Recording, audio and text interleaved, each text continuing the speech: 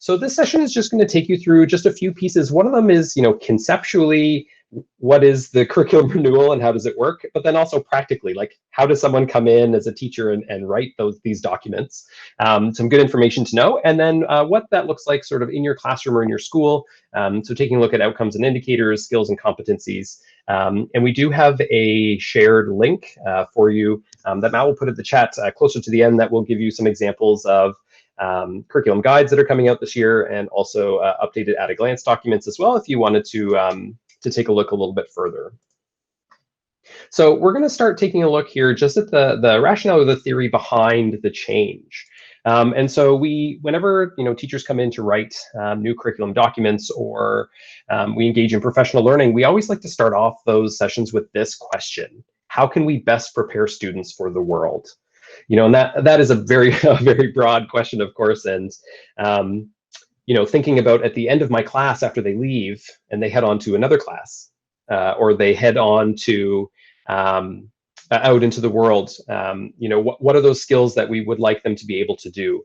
How might we best prepare them for the world? And so there is a video here. We're not going to watch it now, but the link is included there, and Matt is going to jump in and pop it into the chat for us. Just, if you were interested, feel free to take a look at that video at your leisure. It does kind of dive in a little bit more into essential skills for preparation for the world, because that is extremely helpful in terms of thinking about the renewed curriculum moving forward.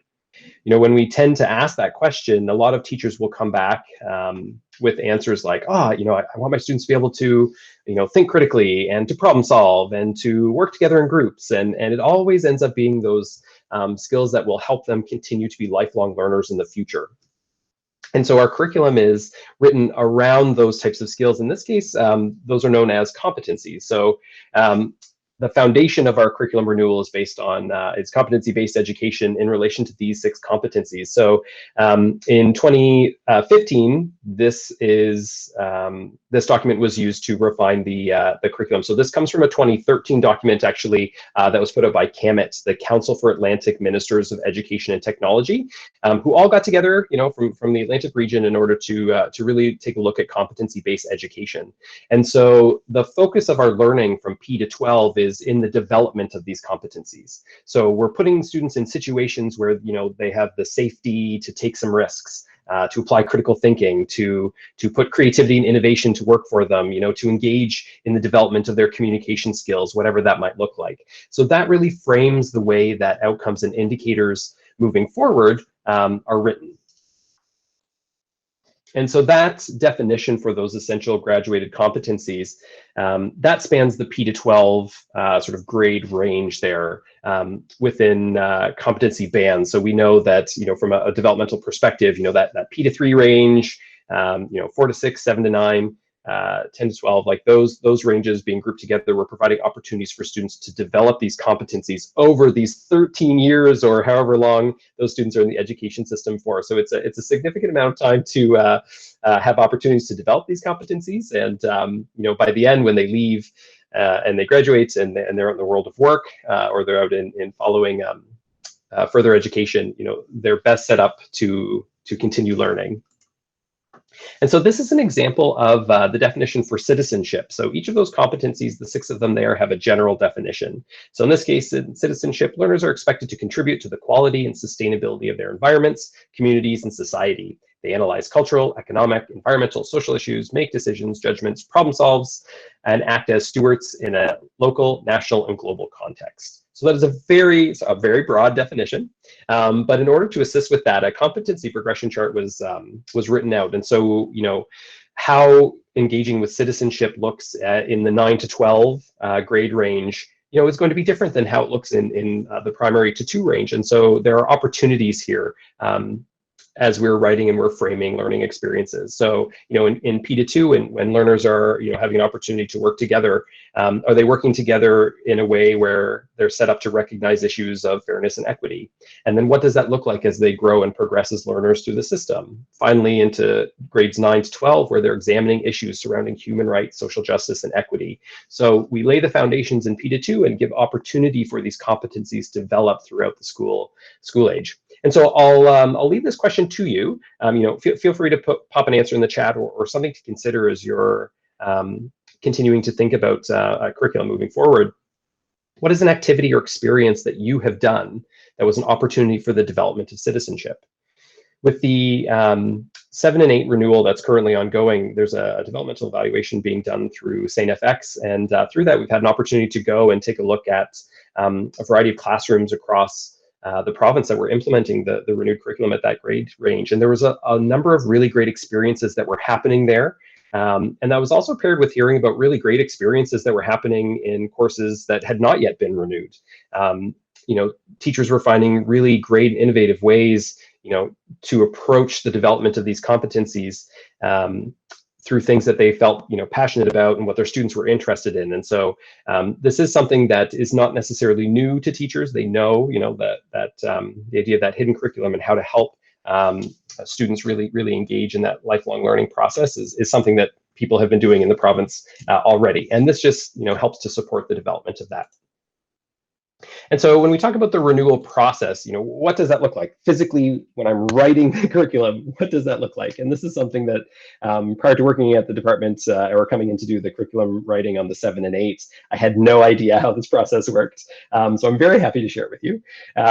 And so, when we take a look at courses, either courses that have gone through revision, so around every 3 years or so, we take a look at feedback that has come in either from teachers directly or through program coordinators, as teachers send their feedback back through the system. We take a look at that, and then it may be time for an update or a renewal to a specific course. Or if it's a new course entirely, you're coming in to write a renewed version of English Language Arts 9 or Science Grade 9.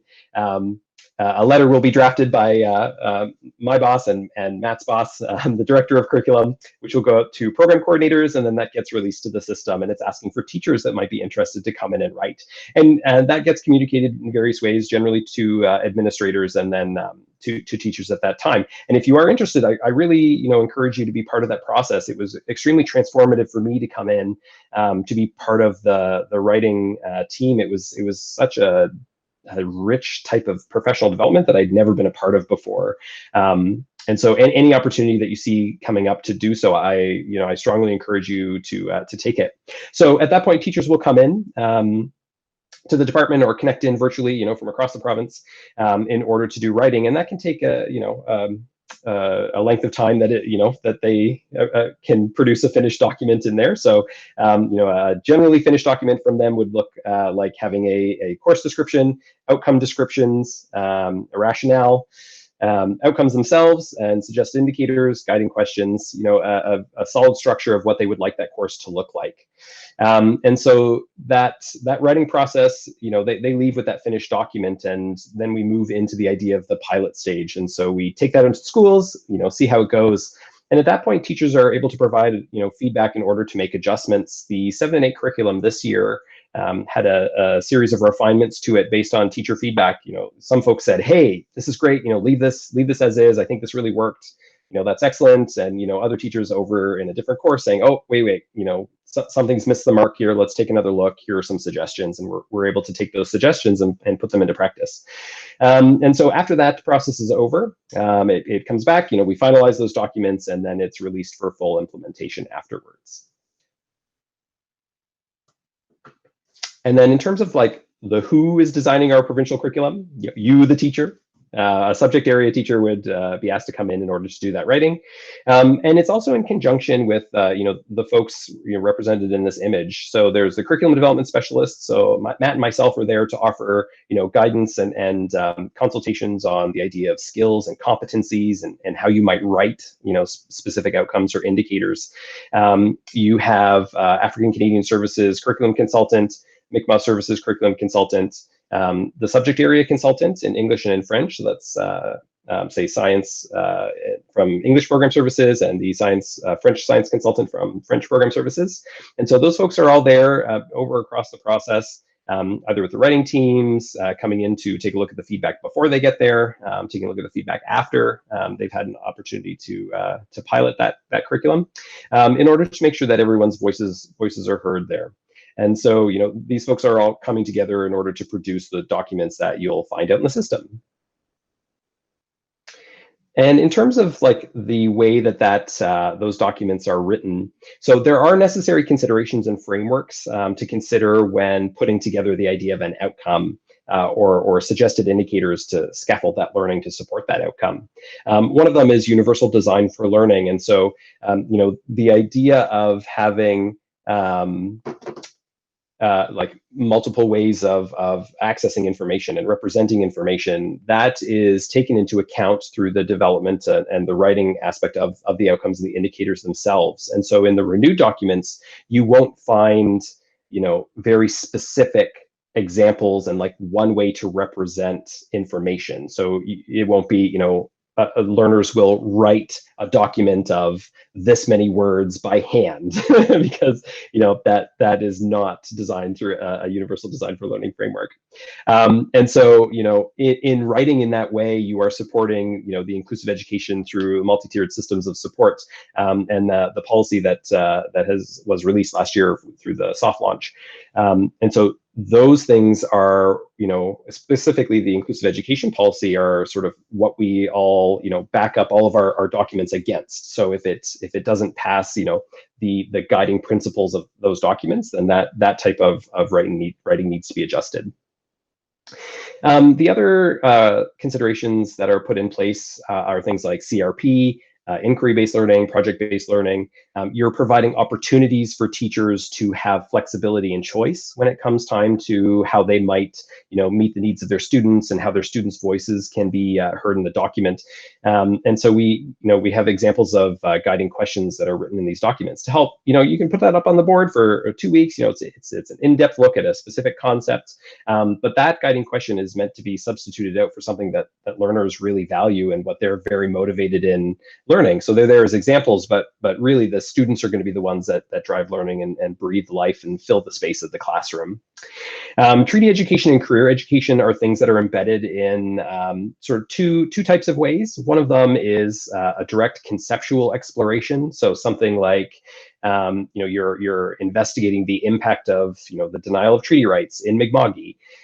That is one example that is a direct conceptual exploration. And then there's other sort of Mi'kmaq ways of knowing and being that are included in other courses as well. So say in technology education, you're looking at designing projects in relation to the concept of Netiglam.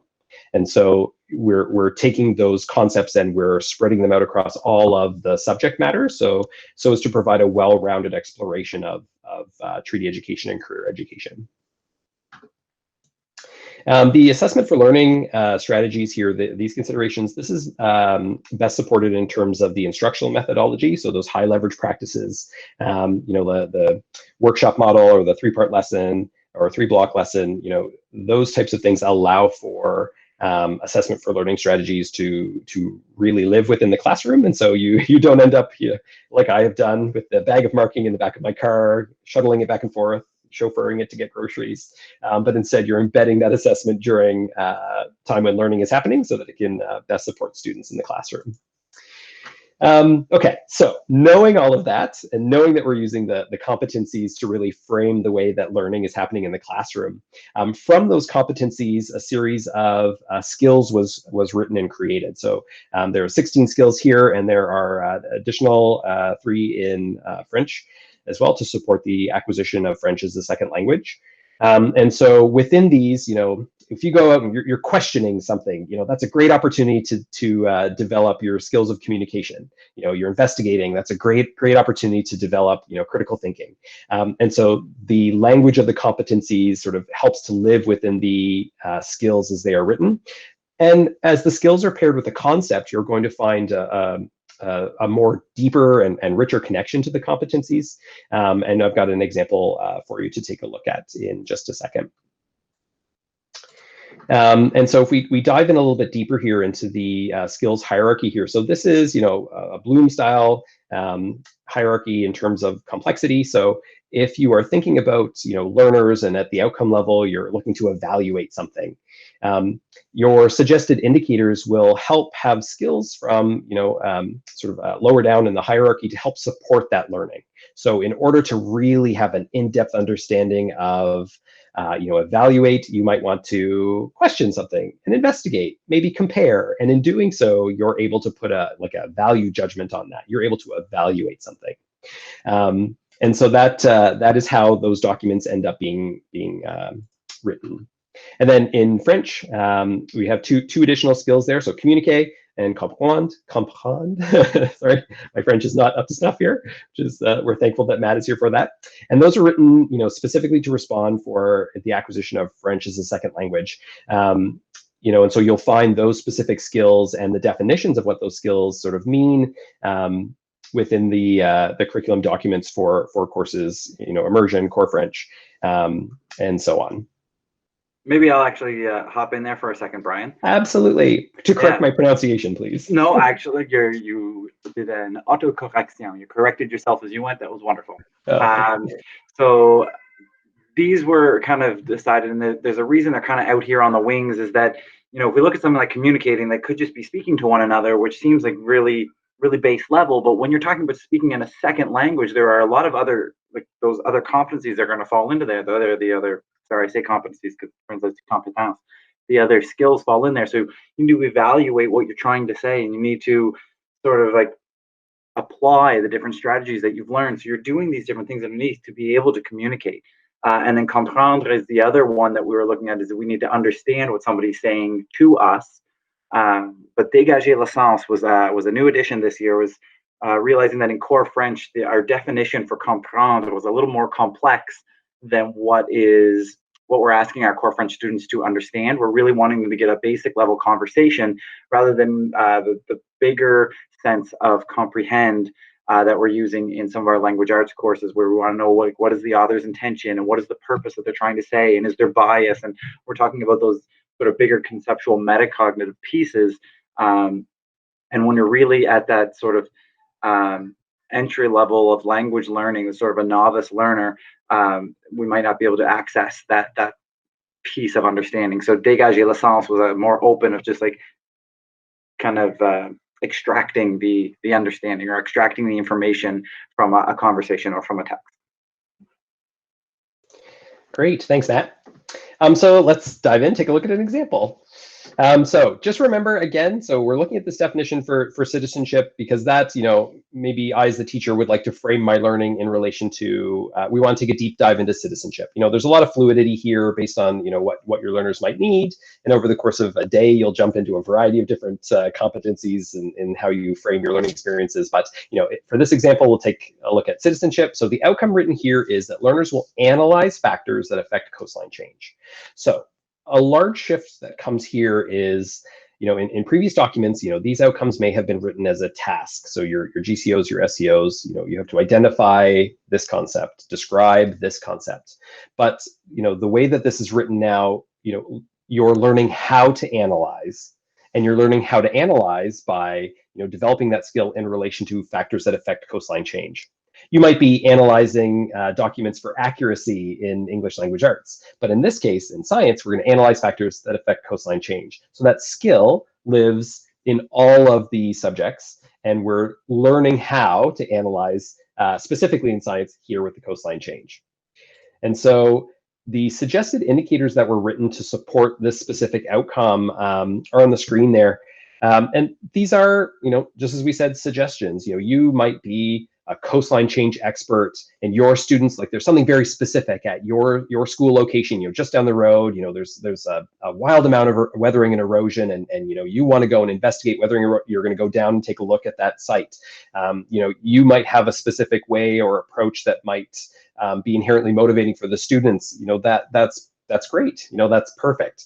But if you've never taught the course before, and maybe you're not sure, how best to set them up to be able to learn how to analyze factors that affect coastline change, those suggested indicators are there. So in order to analyze here, we're going to maybe investigate weathering and erosion. We're going to analyze the impact of waves and tides, and we're going to compare possible strategies for mitigating coastal degradation. So in doing these things, we are learning how to analyze. And so you're going to find with renewed documents that the sort of, well, let's say this, in previously unrenewed courses, there may have been perhaps a robust amount of outcomes. But in the renewed courses, you'll find that really you're looking at a depth of understanding And so there is a reduced quantity of outcomes here in order to provide time to do that, because we know that learning, it takes time, right? It's not just 30 minutes a day, every other day of the week.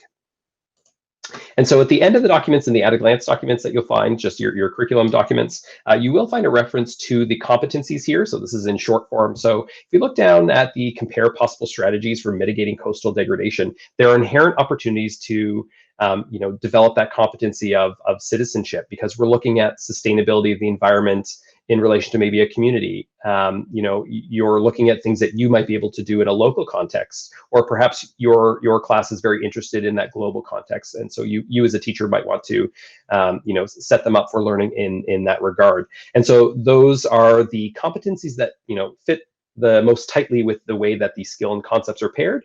And again, just as suggestions, you might have great people in your community that have a job that are like applying these strategies. And so you might want to take a look at the personal and career development lens, by talking to them and figuring out what they're doing, and engaging in some problem solving in relation to their jobs in their everyday life.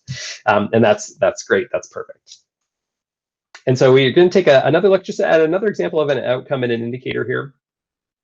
This is an at-a-glance document, and so they're so named because on this one page or 1.5 page, you have sort of all the things you need. So you've got your outcome kind of up at the top here in the blue. You've got a rationale for the outcome to provide a little bit of context for the learning.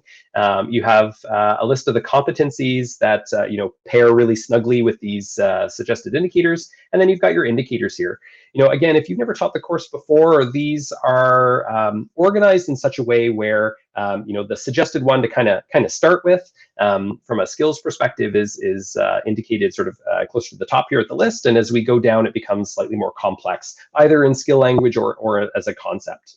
On the other side here, we've got our general concepts. So these are the things that we're trying to take a look at. We're getting the idea of like supporting details, and so there are guiding questions here to help support that as a possible sort of like access points for learning in relation to these indicators and the outcomes.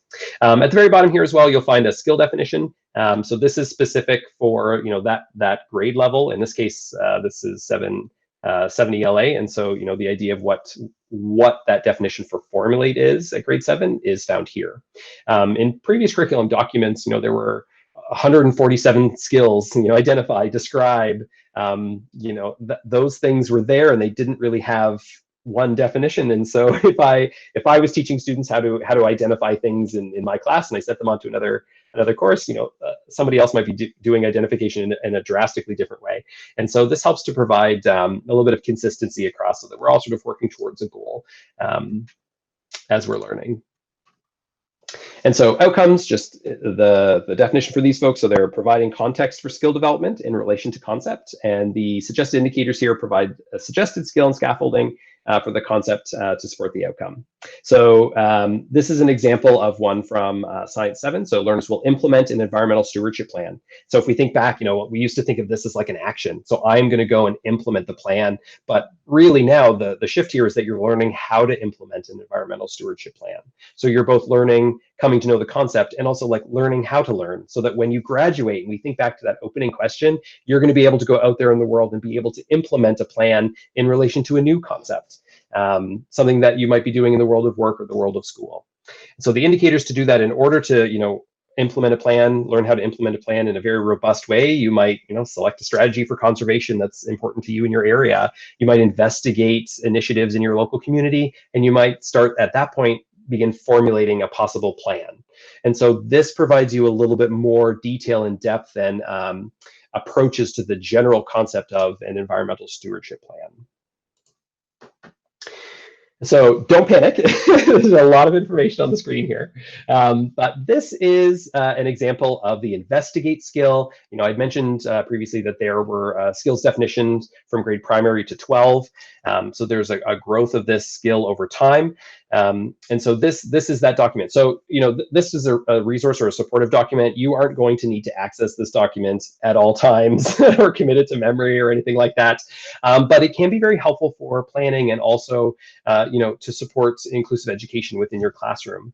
And so just a few things to point out here. In the top left corner here, investigate. If you've never heard that skill before, you don't know what it is, there is just a very simple definition. Investigation is the collection of information, communication of new understandings. If your students, the indicator was analyze something, but they weren't quite ready yet for analyze, you might want to use investigate. If that works well for your learners, you're able to make that selection and do that. There is also an example outcome or indicator top right. And so in this case, learners will investigate ways for preventing the spread of communicable diseases, hilariously timely. So that is there just to see how it might be written in a variety of different courses. You'll notice here from the P to 12. So this is the definition. So in grade primary, in order to investigate, we're going to gain independence over the course of that year in grade primary. Students are going to be able to ask a simple question, locate 2 to 3 obvious details to support an answer, communicate their findings. And then that grows in complexity. Occasionally these are sort of, grouped together in grade bands. So in the 6, 7, and 8, we know that learning takes time. There's a lot of changes that are happening to students at that time in that grade range, and so those are banded together to provide a little bit more time for the development of those skills. And then it gains in complexity all the way up to grade 12.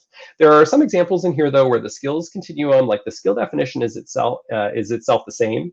However, it's the concepts that they're paired with that grow in complexity as students progress through the grade levels there. So we're going to come back to this in just a minute when we talk a little bit more about inclusive education, because this document will be extremely helpful, hopefully, for folks. So you might be thinking to yourself right now, like, well, what do I teach? Right? Like, how do I do this now? If students are coming to know the concepts, I'm not going to be standing there and telling them or explaining what adaptation and evolution is. Like, how do they come to know the concepts?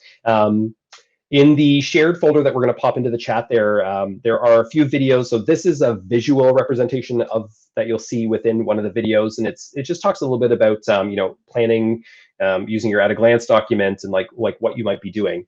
And so like I'm going to show you as the teacher, I might provide a mini lesson on how to ask and revise questions about adaptation evolution, or I'm going to provide a mini lesson on how to organize and compare details, and then the students have time with which to do that. And then those guiding questions as well, this is just a reference. It explains a little bit more in depth in the video. But those guiding questions are, they can be paired to competency. So how can humans help species survive change?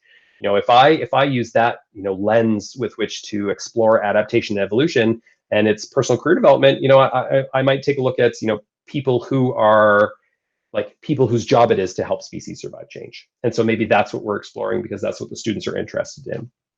So there's a video there for you. It's 4 minutes in English and in French. It's from a science perspective, science in French. There's one for core French in there as well. Okay, planning and inclusive education. So there are, like 4 general ways, and I'm sure there's many more, but 4 we'll talk about just really quickly in terms of, planning for an inclusive environment. So if students are all investigating, they may be in a different level of skill development. If someone's transferring in from another province that isn't, having this direct instruction on how to develop these skills, they'll fall somewhere on this continuum. So we know sort of like, where are we? Where would we like to be kind of by the end of the year or the end of a couple of years? And what is our go forward for after? And so, you can have people in the classroom all investigating in the way that is appropriate for them. It all starts with, in each of the cases from P to 12, everyone's asking a question, everyone's going to find information and then communicate that in some way. And so it doesn't matter where you are in your learning. You can use these definitions to help with that planning. Everyone is going to be investigating all at the same time. Another way that you can sort of take a look at this and see how it might be helpful in terms of planning is in the skill hierarchy itself. So, if I'm going out there and I'm evaluating something again, and I'm not quite ready to put a evaluative judgment on that, I can't say one way or the other a definitive answer. I might need to compare as a way to get to evaluate. And you as the teacher, those suggested indicators are just that. If you feel that a different skill might be beneficial for your students in order to get them to move that learning forward, then by all means that is there for you to do that. And that's why we included that definition on the skills continuum. just to make it easy when you're flipping through, like, what skill might make sense, for my learners. Well, there's that definition there to offer you some assistance. So from a skills perspective, those are, a few easy adjustments that can be made. From a conceptual perspective, if you have a student in grade 8 or a group of students in grade 8, and everyone, feels comfortable with that grade 8, definition of investigate, we're all moving towards independence. It may be the conceptual exploration that might need a bit of an adjustment. And so, in some of the guides coming out, you'll find like a scope and sequence concept document that will help you. And so, if I'm watching a video, I might be looking at specifically for changes. I'm looking for, evidence of changes, whereas, the person beside me might be looking at just identifying what might be evidence, or, someone down the row or at a different table is looking at species interactions. So we're all looking at the video, but we're looking at different things within that.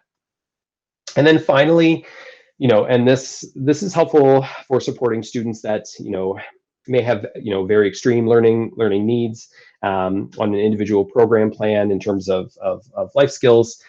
We want folks to be able to head out into the world and be able to, think critically maybe about a situation they're in, if they're safe, or be able to communicate intentions or communicate intent. And so when we frame our learning experiences, setting up opportunities for students to communicate together, or to be in a situation where they can safely apply or develop those critical thinking skills, and we frame our learning experiences in that way within the classroom, we have an opportunity for all students to be a part of that process.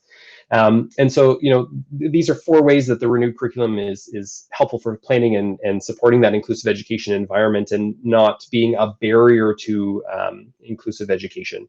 Instead, it's opening the door in order to provide, variability and, responsiveness to the students that are there in the classroom.